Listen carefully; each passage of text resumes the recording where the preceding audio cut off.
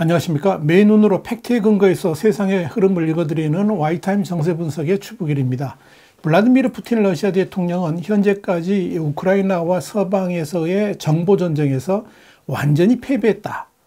이 말은 영국 도감청 전문 정보기관인 정부통신본부 GCHQ라고 그러는데, GCHQ의 제레미 플레밍 국장이 영국 시간으로 18일 시사주간 이코노미스트에 기고한 글에서 한 말입니다.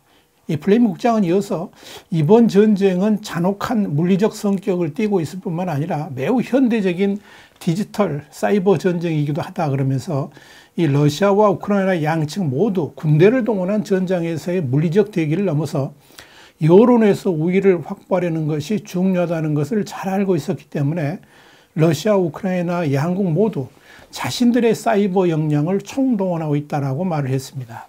이 러시아가 우크라이나 침공 거의 6개월이 지났지만 사이버 공간에서도 진전을 보이는데 실패했다 하는 것이 플레밍 국장의 진단입니다. 플레밍 국장은 그러면서 현 시점에서 영토 침공도 그런 것 같이 러시아의 초반 온라인 계획 역시 미흡했던 것으로 보인다 그러면서 사이버 역량을 이용해서 우크라이나의 디지털 기반 시설을 파괴하고 사회 갈등을 촉발하려는 러시아군의 시도는 완강하고 전문적이며 효과적인 우크라이나 사이버 저항의 속수무책으로 무너졌다. 이렇게 지적을 했습니다.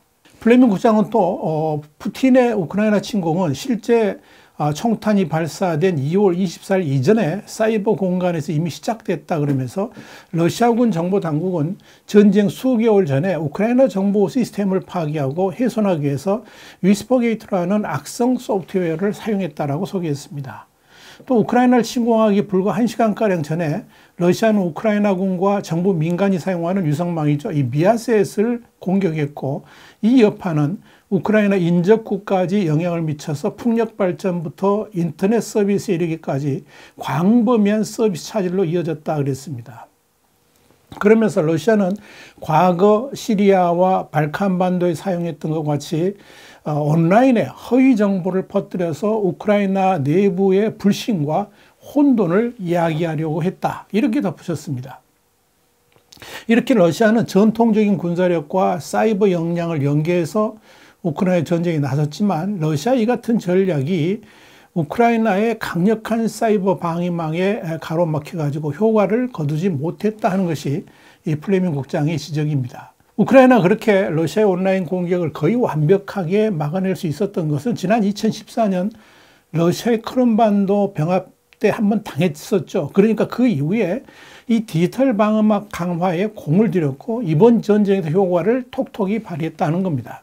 플레밍 국장은 영국 정부통신본부 그러니까 GCHQ 산하의 국가사이버보안센터를 필두로 해가지고 서방 정보기관과 민간기업 역시 러시아의 전략에 맞서서 재빠른 협력 대응에 나서서 적시에 이를 저지할 수 있었다 그러면서 이런 대응에는 이번 전쟁의 시작에 대한 경고를 제시하고 서방 정보기술 그러니까 IT 기업과 협력해서 이 러시아 측이 주장하는 거짓 정보를 제거하는 등의 노력이 망라되어 있다.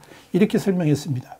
플레밍 국장은 결론적으로 현재까지 우크라이나와 서방에서의 정보전쟁에서 푸틴 대통령은 철저히 패배했다는 것은 기뻐할 만한 일이지만 러시아의 허위 정보가 세계 다른 지역에서 어떤 역할을 하고 있는지를 결코 과소평가해서는 안 될 것이라 경고했습니다. 다시 말씀드려서 중국이나 인도를 비롯해가지고 지구촌 상당수 대국이 우크라이나를 침공한 책임을 물어서 러시아를 제재하려는 유엔의 결의에 동의하지 않고 있는데 이들 지역의 여론에 이 러시아에서 나오는 가짜 정보가 영향을 미치고 있다 하는 그런 이야기입니다.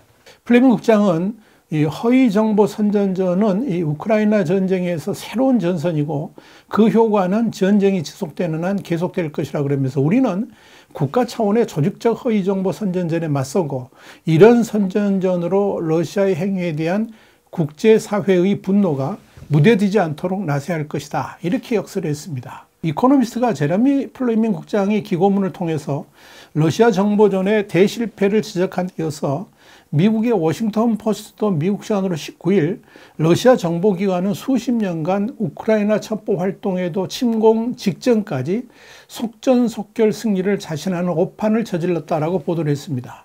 워싱턴 포스트는 우크라이나 등 정보기관 자료를 입수했다 그러면서 러시아 정보기관 연방보안 그러니까 FSB에서 우크라이나 정부를 제거한 후에 친러시아 괴뢰 정권 수립을 맡았던 부서에서 이런 오판을 대풀했다라고 진단했습니다. 워싱턴 포스트는 이어서 FSB는 침공 전부터 수도 키이우를 곧 장악할 것이라고 확신했다 그러면서 실제로 FSB는 침공을 며칠 앞두고 우크라이나에 있는 정보원에게 미리 대피하라는 언지를 줬고 러시아에서 우크라이나로 들어갈 추가 인력에 대비해서 여분의 거처를 마련하는 등 이 사전 준비를 했던 정황이 포착됐다라고 전했습니다. 그만큼 완전히 헛다리를 짚었다는 이야기죠.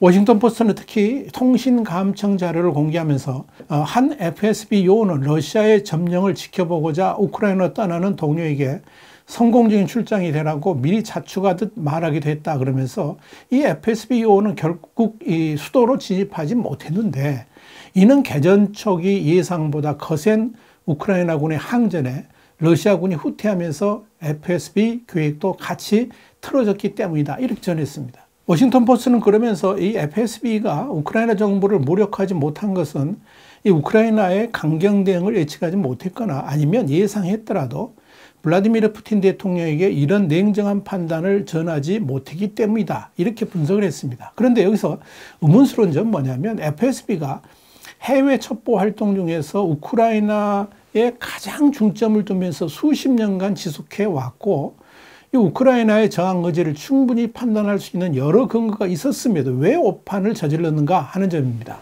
작년 4월 우크라이나 한 여론조사에 따르면 러시아군의 추가 영토 침범에 대해서 우크라이나 국민 84%가 침공이라고 간주를 했고 2%만이 해방이라고 여겼습니다. 또한 전쟁 직전인 올 1월에 실시된 또 다른 여론조사에서도 필요시 우크라이나를 방어할 준비가 됐냐? 이런 질문에 48%가 그렇다라고 답을 했습니다.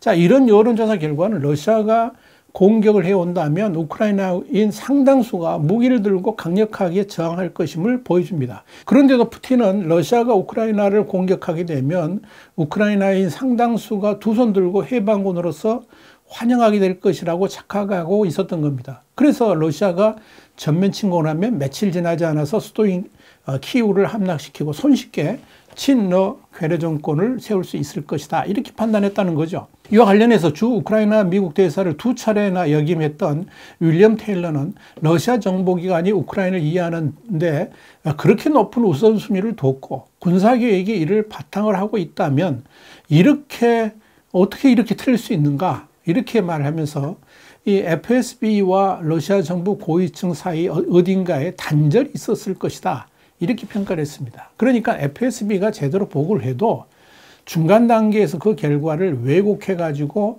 푸틴이 듣기 좋은 내용만 보고했을 가능성이 있다 하는 이야기입니다. 러시아가 정보전에서 철저하게 실패했다 그러면 우크라이나는 러시아의 전법을 정확하게 예측하지 못했습니다. 우크라이나 정부는 우선 러시아 침공을 경계하긴 했어도 전면전으로 치달을 정도로 전선이 확대될지는 예상하지를 못했습니다. 특히 러시아가 완전히 제2차 세계대전 스타일처럼 전차와 포병, 보병을 동원한 고전적인 침공을 할 것이다. 이건 상상도 못했다는 겁니다. 미국에 의해서 막강한 국방력을 가졌다고 평가받았던 러시아이기 때문에 그에 걸맞는 전쟁을 할 줄 알았는데 완전히 구식으로 돌아간 전쟁을 펼쳤다 하는 의미죠. 그런데 러시아가 그렇게 고전적인 전법을 사용한 것은 아마도 탱크를 앞세워서 우크라이나로 쳐들어가면 국민들이 환호하면서 문을 열어줄 것으로 착각했기 때문일 수도 있습니다. 우크라이나의 강력한 저항은 상상도 못했다는 거죠. 미국도 우크라이나에 대해서 제대로 꿰뚫어 보지를 못했습니다. 미국은 러시아의 전쟁 의도라든지 방법, 공격 경로 이런 것들을 완벽하게 예측하고 있었지만 정작 우크라이나가 과연 얼마나 저항할 수 있을까? 그 능력에 대해서는 제대로 알지 못했다는 겁니다.